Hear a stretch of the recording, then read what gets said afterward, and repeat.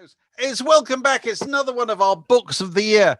And again, it is a bit of a strength test. There's both Mark and I will now raise this one of our books of the year. You can barely lift it. Look at the heft on this thing. Absolutely. This is Ready Steady Go. The weekend starts here. The definitive story of a show that changed pop TV.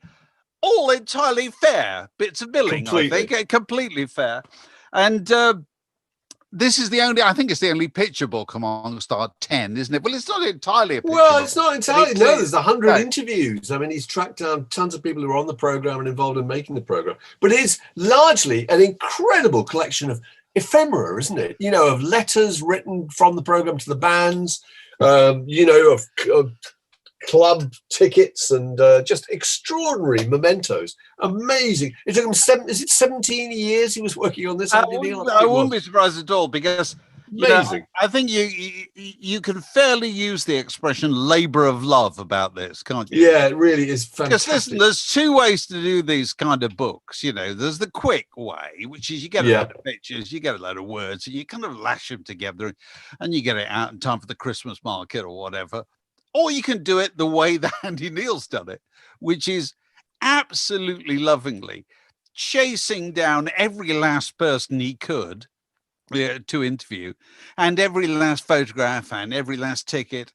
And the level of detail in this piece of work is just astonishing. And it's one of the few things that I've seen recently that has made me really nostalgic for the golden age of magazines. You know what I mean? Completely. When you used to do a lot of this stuff, particularly magazines like Mojo and The Word and whatever, you might do 10 pages about something in the past or whatever. Well, this is an entire book about a television program that only lasted, 3 years? About 3 years. 3 years. It's just absolutely amazing.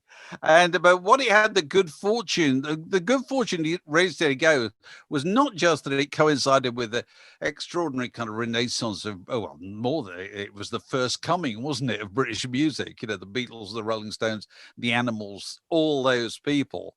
But also, this all happened, certainly the first two series, happened right in the middle of London, didn't it? It happened in Kingsway, just next to, not far from Holborn Tube Station. That's where the studio was. That's where they shot it, in the basement.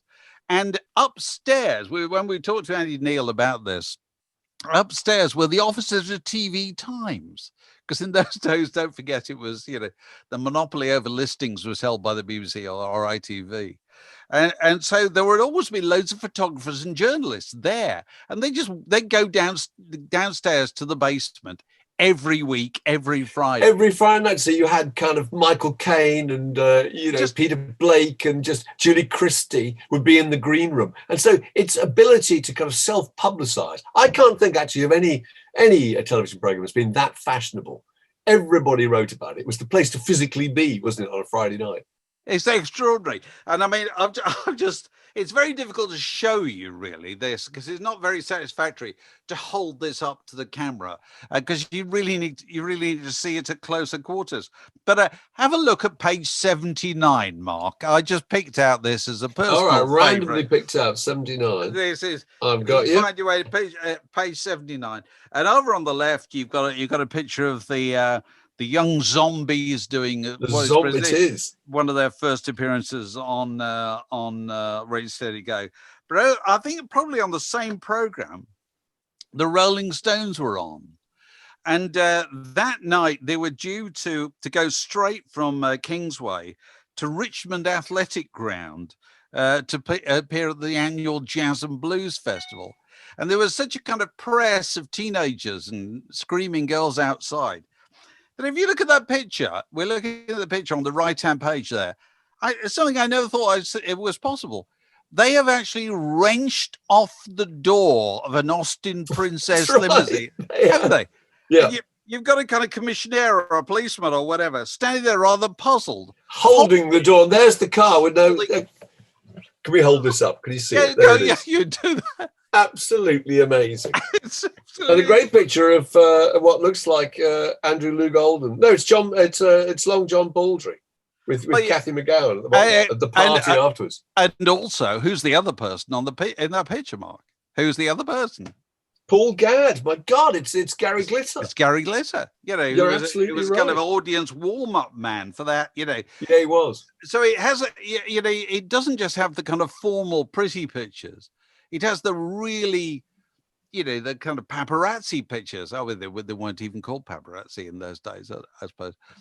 You know, it's every little angle has been snapped and covered, hasn't it? In one way or another. It's absolutely astonishing piece of work. What else have I got here? It's also interesting that they in the early days of the program, they concentrated just as much on the audience as they did the bands they were booking.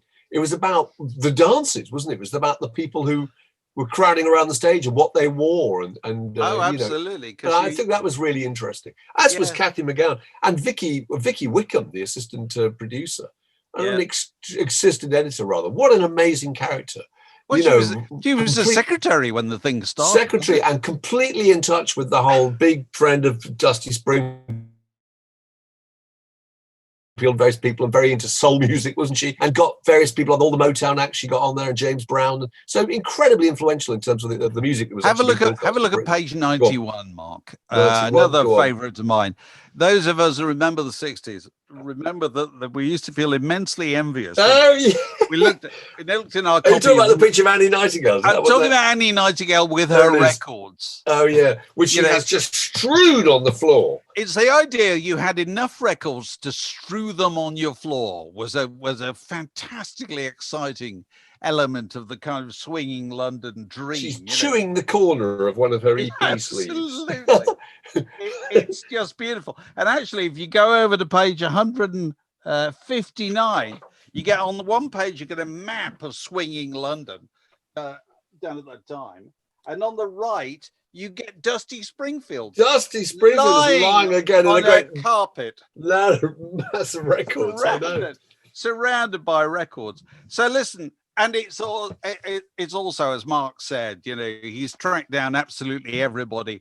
It's not really appropriate for us to read anything out of it because it's all oral history, you know, so it's kind of first-person recollections of what happened. But I have never seen a better book of its kind. Have you? No, never. It's just so painstaking, isn't it, in its assembly of all these tiny little details. And I think it's absolutely thrilling. As you say, it's a bit of a throwback to the glory days of magazines, so we particularly love it. Absolutely. It's great.